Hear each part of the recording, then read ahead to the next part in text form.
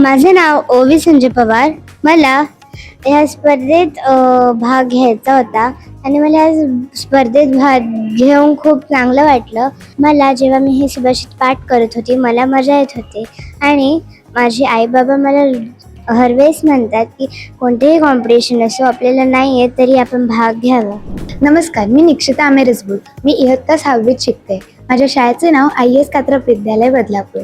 मी आज इथे स्वातंत्र्यवीर सावरकर राष्ट्रीय स्मारक मुंबई यांनी आयोजित केलेल्या संस्कृत सुभाषित आणि त्यांचे अर्थ सांगणे ही स्पर्धा होती. तिथे मी आलेले दादर येथे आलेले. मला खूप छान वाटलं. ही स्पर्धा यासाठी आयोजित केलेली की आपल्याला त्या सुभाषितातनं काही शिकायला, त्यांचे अर्थ कळायला. ही संस्कृतमध्ये होती. संस्कृत आता खूप कमी बोलली जाते म्हणून इंग्रजी आणि मराठी या 2 भाषेत अर्थ पण दिलेले. इथे येऊन मला खूप छान वाटले आणि आजचा दिवस शिकण्यासारखा होता. नमस्कार, माझे नाव प्रिशा प्रसाद मोरे. मी इयत्ता 6वीमध्ये शिकते. माझ्या शाळेचे नाव IAS कात्रप विद्यालय आहे बदलापूर ईस्ट. तर मी आज इकडे स्वातंत्र्यवीर सावरकर राष्ट्रीय स्मारक मुंबई यांनी आयोजित केलेल्या संस्कृत सुभाषित आणि इतर काही स्पर्धांचे म्हणजे इकडे आलेले मी. तर मी संस्कृत सुभाषित बोलले. मला खूप मस्त वाटलं. त्या संस्कृत सुभाषितना आम्ही लहान मुलं खूप काय काय शिकलो. मज्जा आली. नमस्कार, मी प्रसाद मोरे. बदलापूरला राहतो. माझी मुलगी प्रिशा प्रसाद मोरे ही इयत्ता 6वीमध्ये शिकत आहे आणि संस्कृत सुभाषित या स्पर्धेमध्ये भाग घेतलेला होता. अतिशय छान अनुभव आहे. गेले 2-3 वर्ष आम्ही सलग ह्या कॉम्पिटिशनसाठी येत आहोत तिथे आणि मुख्य म्हणजे संस्कृतशी आणि आपल्या मराठी भाषेची नाळ जुळून राहावी यासाठी आम्ही फार इच्छुक असतो. त्यामुळे तिला या स्पर्धेसाठी आम्ही नेहमी पाठवत असतो. अतिशय छान अनुभव.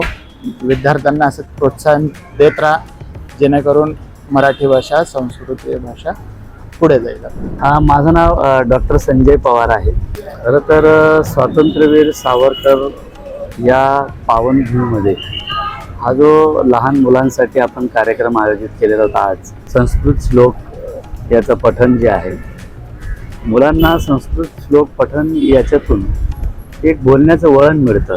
उच्चार शुद्धतेचा जो भाग आहे तो यातून आपण संस्कृत वाचनातून आणि संस्कृत पठणातून करू शकतो आणि लहान मुलांना अशा प्रकारचे संस्कारमय कार्यक्रम या ठिकाणी वीर सावरकर यांच्यामध्ये घेतले जात असेल या केंद्रामध्ये.